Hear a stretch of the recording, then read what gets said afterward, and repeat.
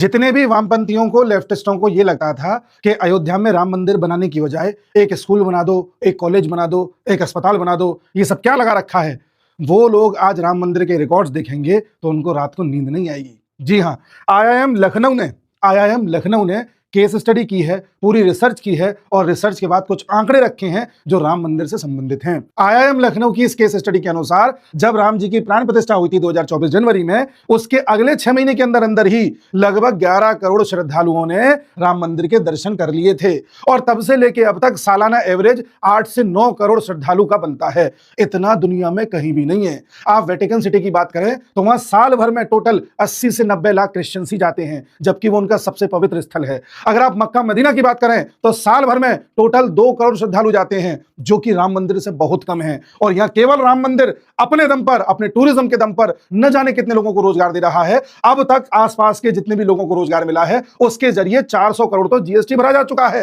साथ ही जिन लोगों के पास में मकान थे, जमीनें थी, उनकी कीमत 5 से 10 गुना बढ़ चुकी है। और इसके अलावा हर सेक्टर में अनगिनत वृद्धि हुई है। 2020 से पहले अयोध्या में लगभग होटल्स के सभी कमरों की गिनती 3500 से लेकर के 4000 तक थी, जो बढ़कर के 2025 में 5000 तक हो गई है। और इस स्टडी के अनुसार बताया जा रहा है कि 2031 तक 12,500 कमरे होने चाहिए, तभी श्रद्धालुओं को एकोमोडेट किया जा सकता है। पहले टोटल बैंक्स और उनकी ब्रांचेस सिर्फ 15 थी, अब बढ़कर के 60 हो गई हैं। 2021 से पहले टोटल ई रिक्शा 500 थे, जो बढ़ के अब 17,000 हो गए हैं। स्कूल्स जो पहले 65 थे, अब बढ़कर के 65 हो गए हैं। ये वामपंथी कह रहे थे एक स्कूल बना दो मंदिर की जगह, यहां देखिए कितनी चीजें बन रही हैं। रेस्टोरेंट 200 से 2000 हो गए हैं। इसके साथ ही अस्पताल पहले 20 थे, अब बढ़कर के 30 हो गए हैं। अरे वामपंथियों, तुम तो एक अस्पताल बनाने की बात कर रहे थे, यहां तो 10 और बढ़ गए। इसके साथ ही स्ट्रीट वेंडर्स जो रेडी वाले होते हैं, टोटल पहले 500 थे, जो बढ़ के अब 2000 से भी ज्यादा हो गए हैं। बड़ी दुकानें एक भी नहीं थी, अब वहां एक मॉल बन चुकी है। ज्वेलरी शॉप पहले 3 थी, अब 20 से भी ज्यादा हो गई हैं।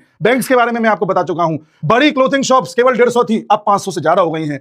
होम स्टे पहले एक भी नहीं था, अब 1100 से भी ज्यादा हो गए हैं। होटल्स पहले 20 थे, अब 200 से ज्यादा हो गए हैं। ट्रैवल एजेंट एक भी नहीं था, अब 200 से ज्यादा हो गए हैं। टूर एंड ट्रैवल्स की कंपनी एक भी नहीं थी, अब 5 हो गई हैं। टैक्सीज जो एयरपोर्ट से चलती हैं, पहले एक भी नहीं थी, अब 400 चल रही हैं। और मिठाई की दुकान पहले 200 थी, अब 600 से ज्यादा हो गई हैं। क्या इतना विकास आपको दिखाई नहीं देता? इसी को बोलते हैं टेंपल इकोनॉमिक्स। हमारे प्राचीन भारत में इसी तरह से हमारे देश में इकोनॉमिक्स चलती थी और कई लोगों को रोजगार मिलता था। ये वामपंथी जब भी टेंपल बनाने की बात आती है तो स्कूल, कॉलेज, अस्पताल गिनाने लगते हैं। ये कभी नहीं बोलते कि जो मस्जिद के लिए पैसा अलॉट हुआ है उसका कॉलेज, स्कूल बनाओ। ये कभी नहीं बोलते जो चर्च के लिए पैसा अलॉट हुआ है उससे स्कूल, कॉलेज, अस्पताल बनाओ। ये तभी बोलते हैं जब हिंदुइज्म बीच में आता है। और इनको पता ही नहीं है कि जब हिंदुत्व की बात होती है तो एक साल में लगभग 10,000 करोड़ रुपए का रेवेन्यू जनरेट किया है हमारे अयोध्या के राम मंदिर ने। और आने वाले समय में 1 लाख से भी ज्यादा जॉब्स जनरेट होने वाली हैं इस टेंपल इकोनॉमिक्स से।